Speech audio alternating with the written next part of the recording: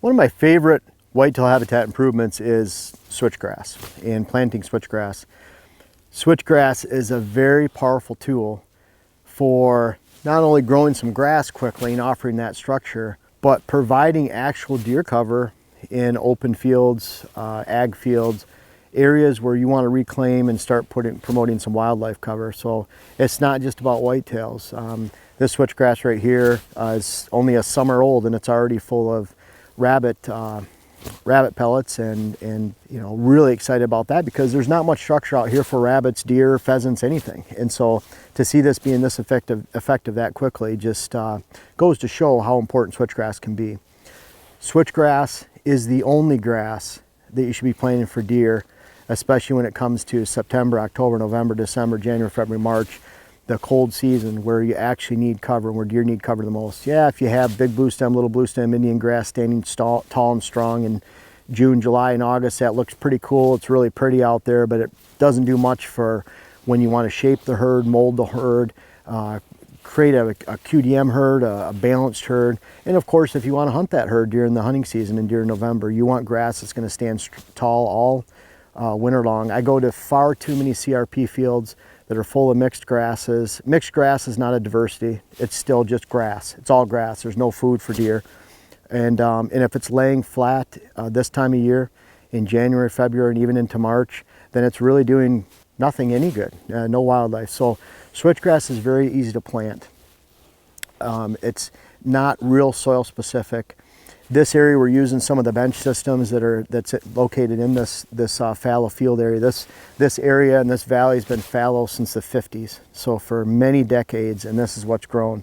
So we're adding this structure out here, and the way we did it in this area in particular, this is an area that we're able to apply simazine in late March, which is a pre-emergent. We try to get, it'd probably kill 40, 50, 60% of the weeds that are going to be in here.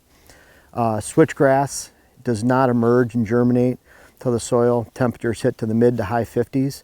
And so for around here, that's early June in southwest Wisconsin. So applied that simazine in late March over weeds and grass. Nothing's emerged yet.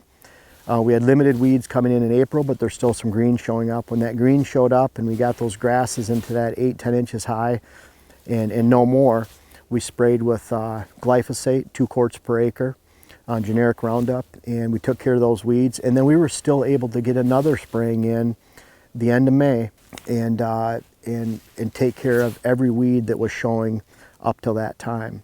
At that time, we took our Genesis no-till drill, and while there's still a little bit of weed structure in here, we were able to use the drill and from RTP Outdoors and plant switchgrass and just drill it right into the soil. And so that was the best of all worlds. We're able to chemically control this in the spring, get several sprayings on it to control the weeds. We have a very pure stand of switchgrass that's coming in.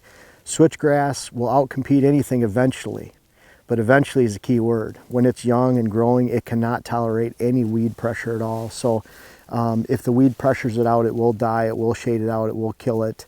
Switchgrass is very susceptible to weed growth. And so by using the chemicals, we're able to limit the weed growth and almost eliminate it completely. We're using no-till drill to drill right into that dead thatch, and now we're left with a beautiful stand and a strip of switchgrass. And we have switchgrass pockets and triangles and lines, and we tried to use every flat space that we could all around this fallow valley to try to add structure out here for the wildlife. Now, that's one way, applying simazine the end of March, getting a couple sprayings of glyphosate, drilling in preferably late April, early May while the ground's pretty solid and not wet, and then allowing this seed to germinate and emerge in June. Now, another great way is if you have a fallow field that you can spray the following or the previous summertime, get it down to where there's 60-70% soil exposure.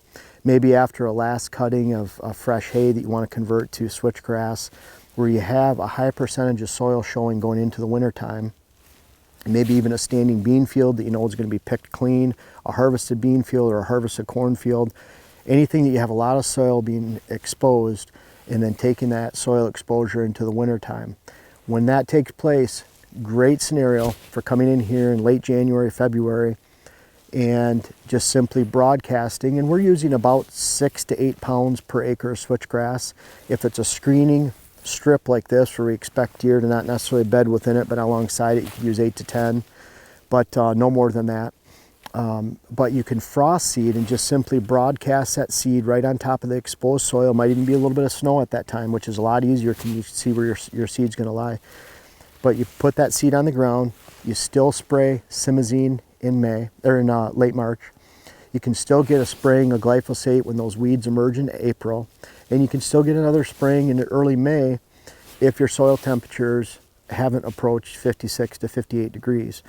Now, you'll know that soil temperature is hitting when you see the corn emerging in the surrounding ag fields. So you definitely don't want to spray anything on it at that time, any glyphosate, because when that switchgrass emerges, it is very small, very tiny. It has a little red stem down toward, the stem is red towards the bottom. Pretty easy to see. I have pictures on my site of it, and then you can find it all over the internet.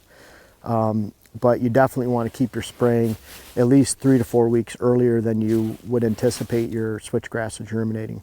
So frost seeding on exposed soil, getting a spraying of simazine on the end of March, and then at least one spraying of glyphosate on that switchgrass area in mid-April, sometime when your weeds are emerging, but still well before the switchgrass would be germinating, emerging, is a great way to make sure that you can establish a switchgrass field with not a lot of equipment. You can see some of the screening right up here along the food plot. That's how a lot of that was established in the past. And pretty easy to effectively establish switchgrass with frost seeding if you have exposed soil going into the wintertime. So whether you're using a really nice drill like we have, the Genesis 3 from RTP, or you're hand spreading and frost seeding, two great methods. And of course, if you have thatch and weeds going into the springtime, the best to drill, and really easy to do so, as you can see out here. We expect this switchgrass to be about this high by the end of the summer. Rabbits are already using it. This offers structure for deer out in this field. And switchgrass can be an amazing grass. In fact, the only grass you can plant for whitetails. And it has a lot of carryover effect for rabbits and pheasants if you're into those too. And we're excited about this. We're changing the complexity of this valley out here so we can actually support some wildlife. Two really easy ways for you to plant switchgrass this year. I encourage you to give it a try. Either ready that field for next year, use a drill to get this switchgrass in this year, and very effective whitetail habitat improvement that you can enjoy going into this season.